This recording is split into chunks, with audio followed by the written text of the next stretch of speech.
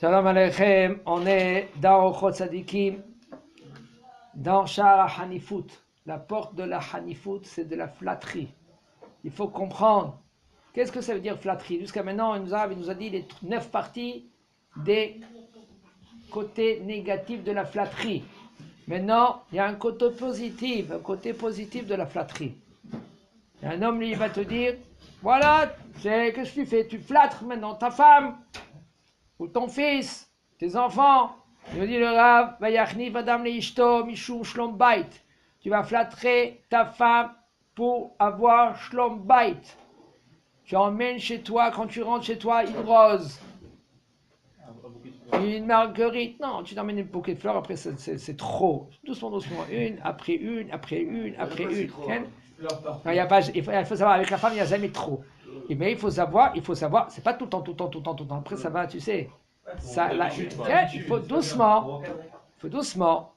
Vechen le Baal Chovo. Et même quelqu'un qui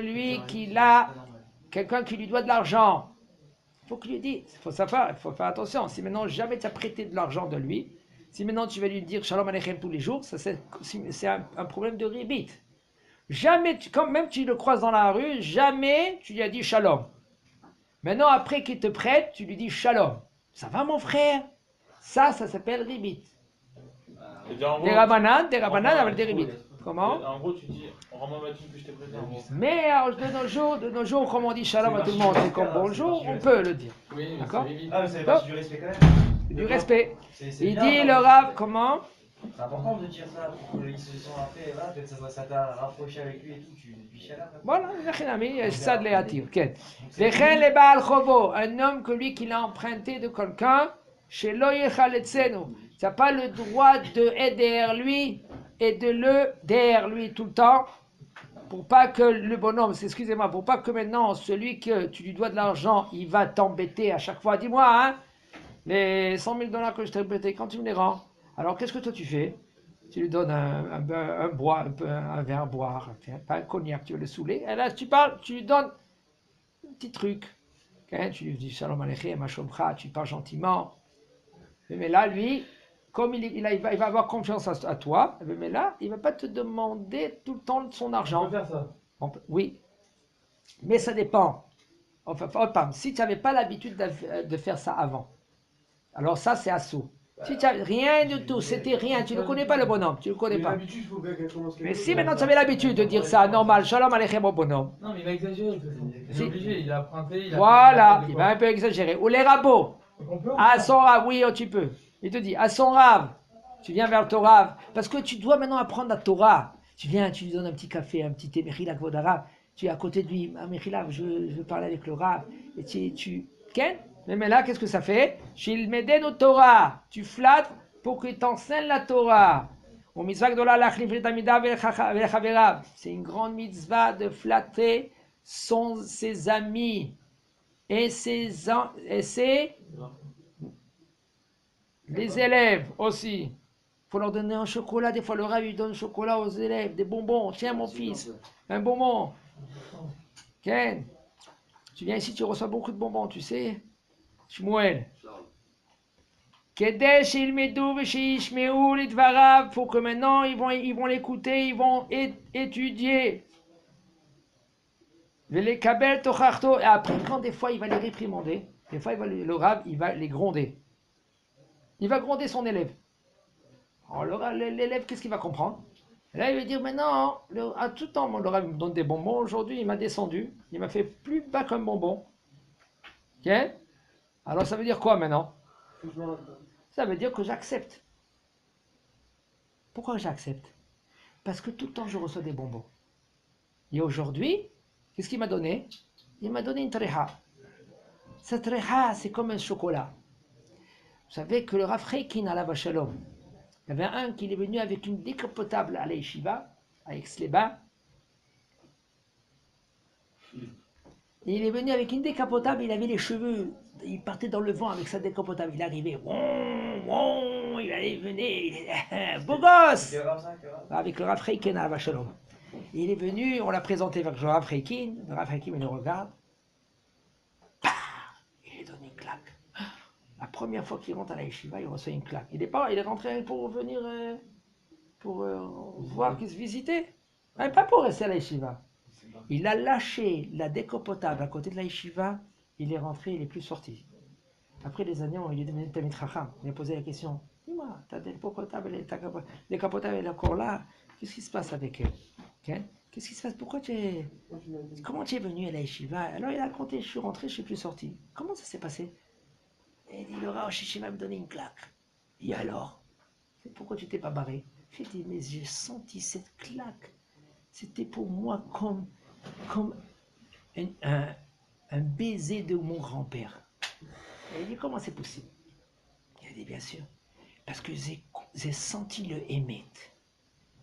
Qu'est-ce qui s'est passé? Raconte. Il m'a posé la question, comment tu te rases, mon fils? Lame de rasoir. Et le Rav Rekin, il a dit, quoi? Bah! Il a donné une claque. Ah mais non, le baron, il était là, il a dit, aïe. Je ne veux pas décevoir le Rav. Je reste. Il est resté à l'Yeshiva, il a dit, maintenant, nous, si on va donner une claque, il va nous donner une droite. Ça commence même pas. Le Rav Rekin était coulo et met, du bout de doigt des pieds jusqu'à la tête. Ça, c'est comme le Rav Ovadia Zatzal. Il donnait des claques. Mais c'était les claques de Pépé. Regardez tout le monde. Il faut poser des questions. Tard, une claque comme ça, les gens disaient, ah, ils disaient merci, mon Rav. Pourquoi? Parce que c'est pas pareil, c'est un autre monde. C'est émet. Tal keken vechen kol adam shu savu shimshechenu elav shishma lo. Vechen, ainsi aussi tout homme, quand lui pense shimshechenu elav shishma lo lekayem a mitzvah, veim yavo alav vekas lo yishma lo ela bechaniful dekebel tochachto. Quand un homme, lui, il sait que si maintenant il va parler avec quelqu'un, il va le gronder, il va pas l'écouter.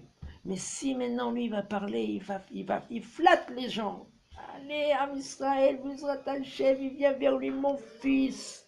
Okay? C'est pas son fils, mais il dit, mon fils, je t'aime comme de l'or. Pas comme de l'eau, comme de l'or. Il vient vers lui, il l'embrasse, il le caresse. Pas caresse, non, il faut faire attention. Quand il le lasse, il dit, mon fils. Je t'attendais, ça fait très longtemps. D'accord? Qu'est-ce que ça s'appelle ça? Ça s'appelle la flatterie. Mais si pour qu'il t'écoute pendant qu'il va étudier la Torah, il va être un Tamid Chacham, ça vaut le coup, oui ou non? Voilà. Mitzvah gdola leachnif lo. Il te dit c'est une grande mitzvah pour le flatter. Kedei leotzi yakar mizolel. Ki yesh adam sheno mekabel tochacha begara. Parce qu'on a des gens, et aujourd'hui plus qu'avant, les gens, ils sont pas et mekabel la tochacha.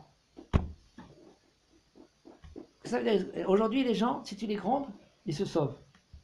Aujourd'hui, ils se vexent aussi. Aujourd'hui, il y a des grands rabbanim que du matin jusqu'au soir, ils font rien que rigoler. Ah, t'as vu ce rab-là? Ah, ouais, c'est un comique, hein? Vas-y, comique.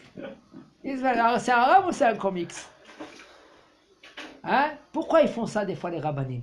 Parce qu'aujourd'hui, les gens, ils ne peuvent pas accepter la vérité quand on la dit comme elle est sec.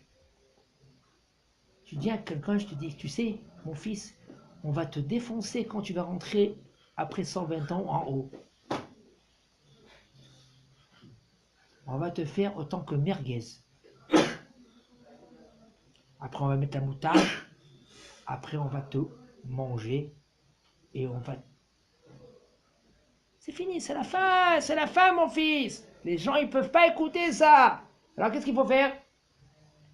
Comme il y en a qui disent, il faut passer la pommade. Mon frère, Bezat Hashem, en haut, Began Eden, il y a les anges qui vont te donner à manger, ils vont avec l'éventail, ils vont te faire là, tu vas être un king, mon fils. Allez, mets-toi à fond dans la Torah. Et ils font des blagues, et ils rigolent ça par là. Pourquoi tout cela? Ils flattent les élèves, ils flattent les gens. Pourquoi? Que Bezat Hashem, pour que d'ivrei chachamim benachat nishmaim. Pour après, quand tu vas parler, tu vas dire d'ivrei Torah, tu vas dire des choses émettes, ils vont t'écouter. Et la benachat, chez Nehemar divrei chachamim benachat ishmaim. Quand tu vas dire, oh, il vient Shabbat, il est à côté de toi, il fume. Faudra là, je vais faire tchouva. J'arrive pas. Bon arabe, qu'est-ce que vous me conseillez? Avec la cigarette, il est comme ça, il te parle. Et toi, t'es Shabbat, tu dis... Je ne peux pas sentir la cigarette. Pourquoi tu ne veux pas sentir la cigarette? Je te conseille, mon fils. Tu sais quoi? Enlève mon premier ta cigarette, après je te conseille. Alors maintenant, il a pas enlevé la cigarette. Et il vient avec la cigarette. Qu'est-ce que tu le conseilles? Écoute, si tu n'écrases pas la cigarette tout de suite, et tu arrêtes, en haut, on va te prendre des cigarettes et on va les éteindre sur ton corps. T'as compris ou non? Tu dis pas ça, parce que si tu dis ça, qu'est-ce qui va se passer? Il n'arrive pas, il va pas écouter.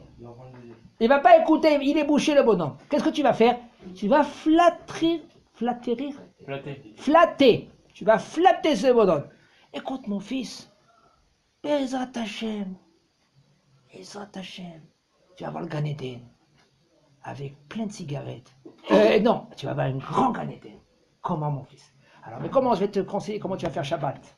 D'accord, comment il va faire Shabbat? Comment tu vas le conseiller à ce bonhomme? Alors maintenant, le Rav Zamir Cohen, il a dit comme ça. Mon frère, je te conseille à faire Shabbat comme ça. Tu prends 30 cigarettes, top. Maintenant, la 30e cigarette, combien de taf tu prends? Il lui dit 5. 5 fois. 5 fois, tu as fini la cigarette et après, qu'est-ce que tu fais? Eh bien, je l'éteins. Eh bien, prends 4 fois et ne l'éteins pas. Tu peux? Il dit, Mabaya, je peux. Qu'est-ce que tu fais maintenant? Tu flattes, tu joues avec lui, tu rentres dans son jeu. Et le bonhomme, il a pris Shabbat, il est venu vers le Rav, il dit, Vodara, voilà, j'ai fait 4 et je n'ai pas éteint, je l'ai mis de côté. Ça veut dire qu'il a fait un Issou Shabbat 30 cigarettes, 4 taf, moins 1 et moins l'éteindre. Tu as gagné déjà 1 taf et qu'il n'a pas éteint. Shabbat d'après, tu lui dis, écoute, au lieu de 5, tu prends 2. Et doucement, doucement, le bonhomme, ça lui a pris du temps, hein. Mais après, le bonhomme, il dit, Shomer Shabbat. Si un homme dit, maintenant, bah, au Hachem, tu le sens que lui qui dit, Kodarav, écoute, je vais arrêter, je sais, fumer, Shabbat, c'est grave, je vais arrêter, je suis capable. Tu es capable, c'est d'arrêter de fumer. Mais si non, tu ne peux pas venir maintenant avec un Congo, tu viens, tu le tabasses, tu n'arrives pas. Impossible, mais il ne pourra pas. Il n'écoute pas aujourd'hui, les gens, presque ils n'écoutent pas, tu es obligé de passer la pommade. Et il nous dit le Rav, mais il y en a des gens que oui, veillez chez Tsarir Giara, il y en a que oui, tu es obligé, parce qu'ils sont là, ils n'arrivent plus. Chez Nehemar Tachat Giara Bemevin, il y en a des gens qu'il faut lui donner le martinet, parce que rien comme ça, ils comprennent. Il y en a un, on lui a dit qu'il faut d'arabe, on n'en peut plus. Lui, il est obligé de faire tchouva, qui est arabe lasserie, son numéro de arabe lasserie. Il n'en peut plus, obligé de lui faire tchouva. Mais il a dit le bonhomme à une condition. Je donne à chaque raf que vous m'emmenez rien que 2 minutes. Sinon, il ne fait pas tchouva. Ils ont emmené vers le Rav Lasserie. Et lui, il avait le billet d'y aller en Thaïlande. Il avait le billet d'y aller en Thaïlande. Le Rav Lasserie, il a dit, rendez-vous où? Tachane Merkazi, Tel Aviv. À côté là-bas dans un endroit, le Rav Lasserie, il arrive, il regarde à la montre, chronomètre, 2 minutes, tac, et ça commence. Et le Rav Lasserie dit, tu vas manger, qu'est-ce que tu manges? Qu'est-ce que tu as? Ça va te sortir des vers, tu vas te faire éclater, mais attacher des vers, ils vont sortir partout de ton corps, ils vont te déchirer. Et lui, il parlait des vers, et les vers, et les vers, et les vers. Et il parlait, et après, dans le monde futur, ils vont te sortir des vers quand tu vas dans la tombe, ils vont te crever les yeux. Et le Rav, il a défoncé 2 minutes, c'est fini, chronomètre, c'est fini, il est parti le Rav. Le Rav, il est parti. C'est tout. Au bout d'1 an, le bonhomme, il revient avec une barbe. Tzitziyot. Il vient chez qui? Chez le Rav Lasserie. Kvod Arav, Shalom Aleichem, Kol HaKavod. Mais mon fils, qui tu es? Tu me dis Kol HaKavod? Il dit, ça fait chouva, ça fait déjà 1 an. Mazal Tov. Il dit, qu'est-ce que tu veux? Il dit, vous vous rappelez de moi? Il regarde bien le Rav et il dit, qu'est-ce qui se passe? Comment? Non, je comprends. Il dit oui, c'est avec les verres. Tu te rappelles qu'on a? Il dit oui, je me rappelle. Qu'est-ce qui s'est passé? Il dit, je suis parti à Thaïlande. On m'a donné un plat. Ce plat-là, maintenant, il était devant moi. Je prends une cuillère, fourchette. Cuillère, fourchette, là. Je prends avec la cuillère pour couper cette morceau de viande. Je vois un verre qui sort. Après, je vois 100 verres qui sort. J'ai pris le plat, je l'ai jeté. Je suis parti ailleurs, j'en pouvais plus. J'ai pris un autre plat. On m'a donné un plat. Et je regardais à chaque fois les plats, ils étaient nickel. Mais quand je regardais le plat, je voyais 100 verres qui sortaient et qui rentraient. J'ai arrêté la bouffe, pas cachère, j'ai commencé à manger cachère. Et quand j'ai commencé à manger cachère, Betravad, ils m'ont chopé une fois là-bas. J'ai mangé tout cela. Et ça, je me suis approché de la Torah. Et ben, au Hachem, j'ai fait chouva. Alors, des fois, il y en a des gens qu'il faut leur donner dur. Mais il y en a des gens, il faut leur donner Bezat Hashem. Bezat Hashem, Bedarke Shalom, Chazak Baruch.